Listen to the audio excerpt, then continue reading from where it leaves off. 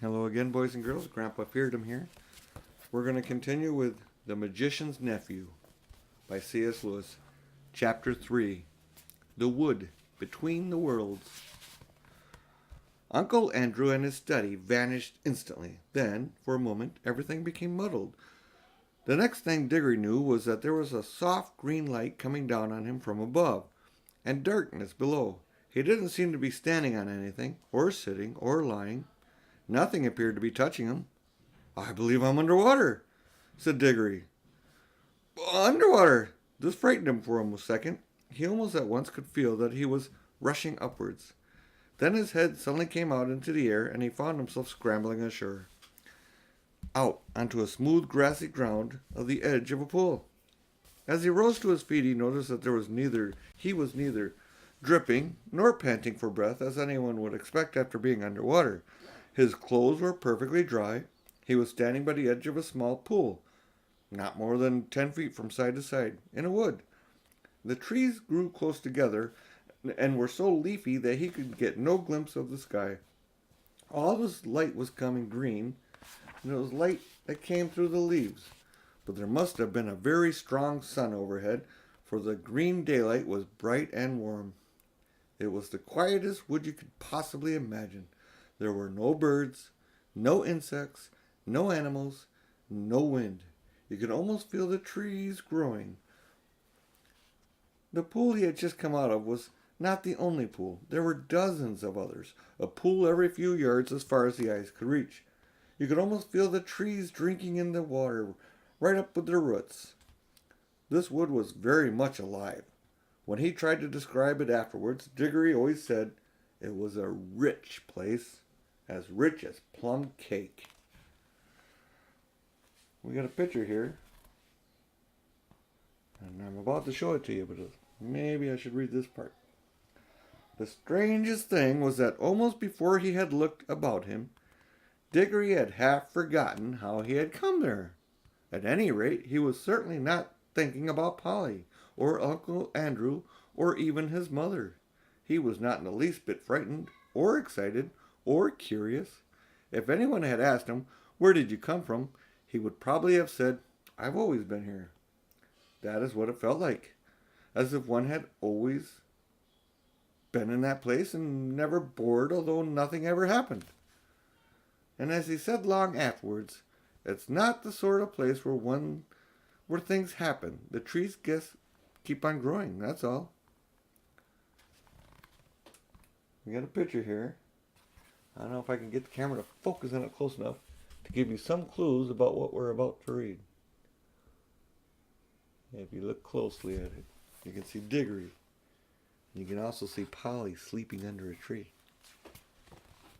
Or at least laying there.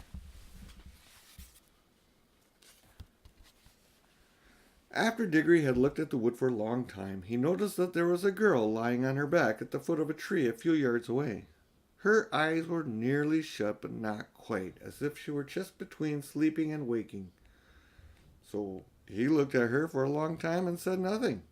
And at last she opened her eyes and looked at him for a long time, and she also said nothing. Then she spoke, in a dreamy, contented sort of voice. "I think I've seen you before," she said. "I rather think so too," said Diggory.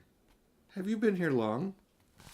"Oh, always," said the girl. "At least, I don't know, a very long time." "So have I," said Diggory. "Why, no, you haven't," said she. "I just seen you come out of that pool." "Oh, yes, I suppose I did," said Diggory, with a puzzled air. "I'd forgotten." Then for quite a long time neither said any more. "Look here," said the girl presently. "I wonder, did we ever really meet before? I had a sort of idea, a sort of picture in my head, of a boy and a girl like us, living somewhere quite different and doing all sorts of things. Perhaps it was only a dream." "I've had that same dream, I think," said Diggory, "about a boy and a girl living next door, and something about crawling among rafters. I remember the girl had a dirty face." "Aren't you getting it mixed? In my dream it was the boy who had the dirty face." "I can't remember the boy's face," said Diggory. and then added, "Hello, what's that?" "Why, it's a guinea pig," said the girl. And it was. It's a fat guinea pig, nosing about in the grass. But round the middle of the guinea pig there ran a piece of tape, and tied to it, with more tape, was a bright yellow ring. "Look, look," said Diggory.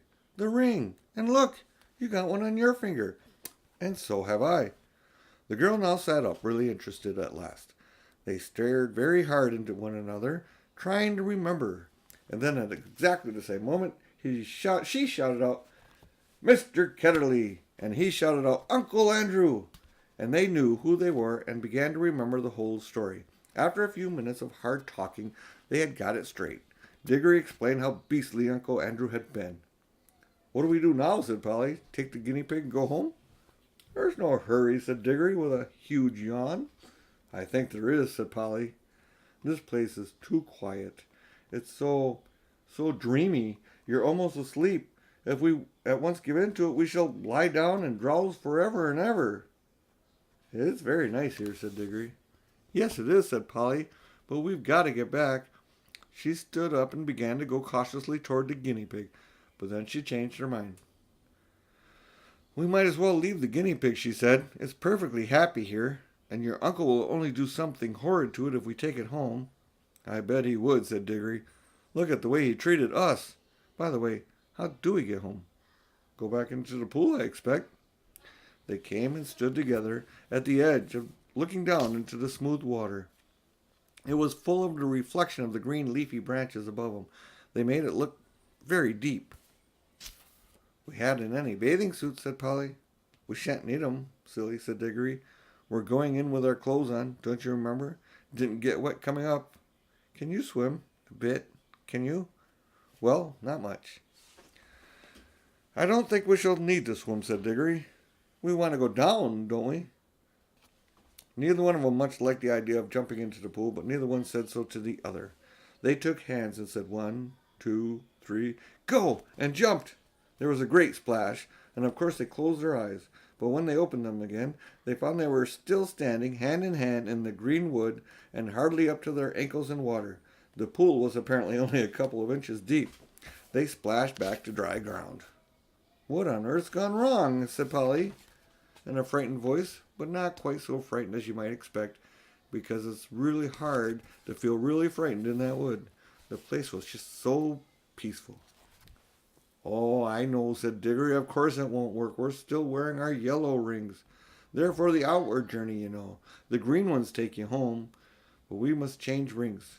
Have you got any pockets?" "Good. Put your yellow ring in your left. I've got 2 greens. Here's one for you." They put on their green rings and came back to the pool. But before they tried another jump, Diggory gave a long, "Oh, what's the matter?" said Polly. "I've just had a really wonderful idea," said Diggory. "What are all the other pools?" "Oh, how do you mean?" "Why, if we can get back to our own world by jumping into this pool, mightn't we get into somewhere else by jumping into one of the others? Supposing there's a world at the bottom of every pool." "But I thought we were already in your Uncle Andrew's other world, or other place, or whatever he called it. Didn't you say—" "Oh, bother Uncle Andrew," interrupted Diggory. "I don't believe he knows anything about it. He never had the pluck to come here himself. He only talked of the other world. But suppose there were dozens." "You mean this wood might be only one of them?" "No, I don't believe this world is a world at all. I think it's just a sort of in-between place." Polly looked puzzled. "Don't you see?" said Diggory. "No, do listen. Think of our tunnel between the slates at home. It isn't really a room in any of the houses. In a way, it isn't really part of the other houses. But once you're in the tunnel, you can go along it and come out into any of the other houses in the row. Mightn't this wood be the same? A place that isn't in any of the worlds, but once you've found that place, you can get into any of them, or all of them." "Well, even if you can," began Polly, but Diggory went on as if he hadn't heard her. "And of course that explains everything," he said. "That's why it's so quiet and sleepy here. Nothing ever happens here, like at home. It's in the houses that people talk and do things and have meals. Nothing goes on in the in-between places, behind the walls and above the ceilings and under the floor. or in our own tunnel. But when you come out of your tunnel and you may find yourself in any house, I think we can get out of this place into jolly well anywhere. We don't need to jump back into the same old pool we just came up. Or not just yet. The wood between the worlds, said Polly dreamily. This sounds rather nice. Come on, said Diggory. Which pool shall we try?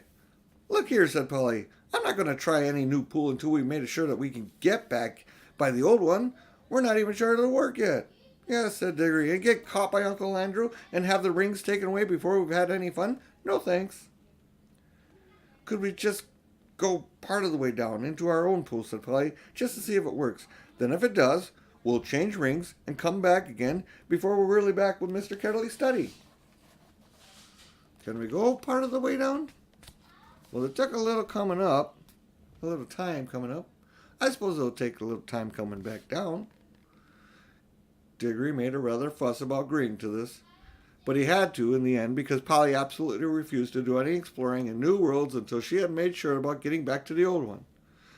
She was quite as brave as he about some things, wasps, for instance, but she was not so interested in finding out things nobody had ever heard of before.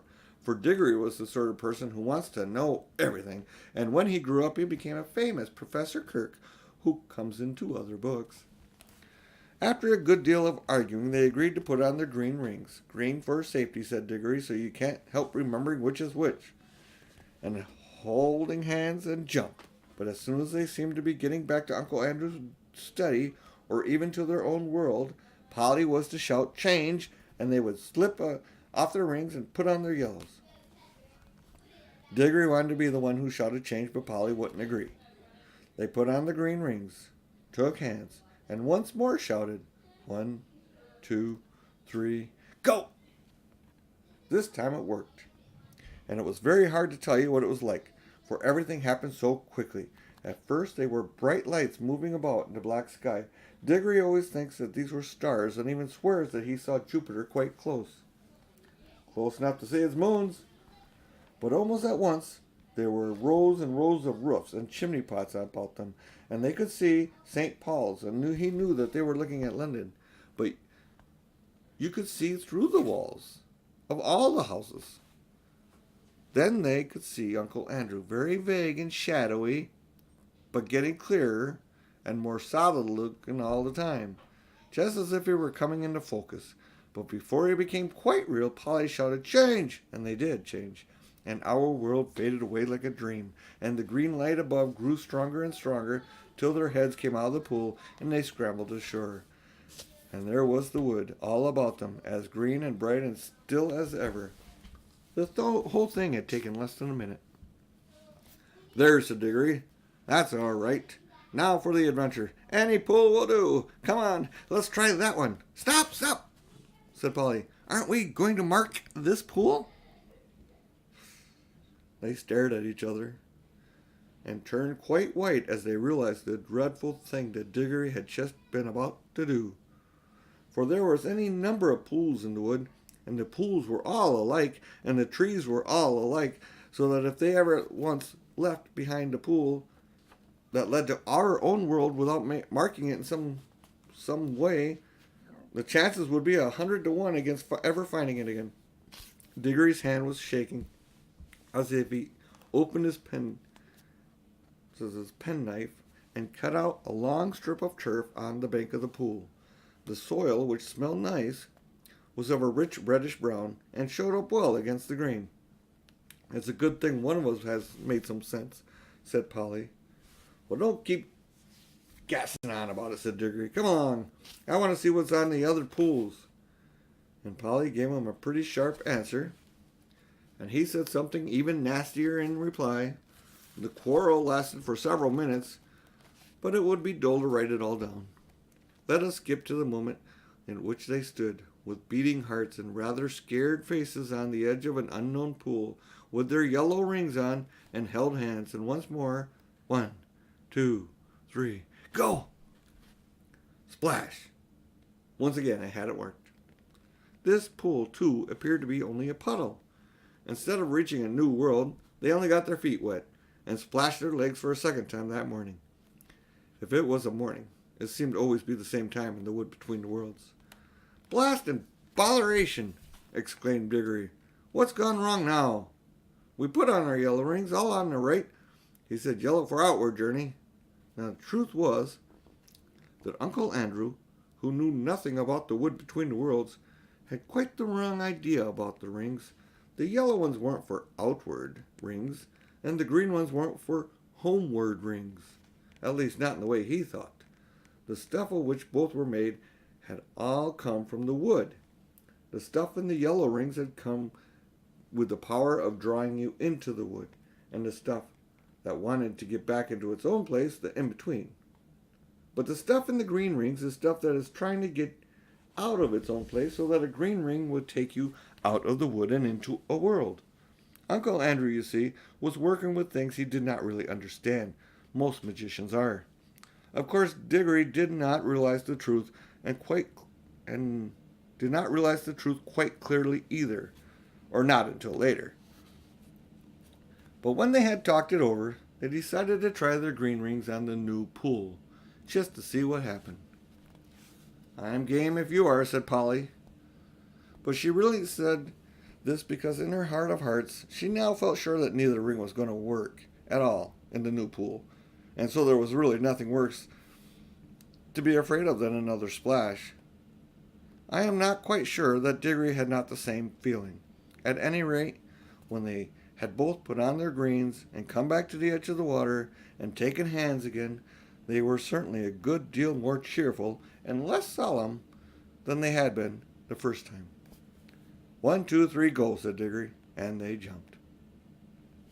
And that's the end of chapter 3 of The Magician's Nephew. Fair winds and following seas. Thanks for watching. Till next time. Bye.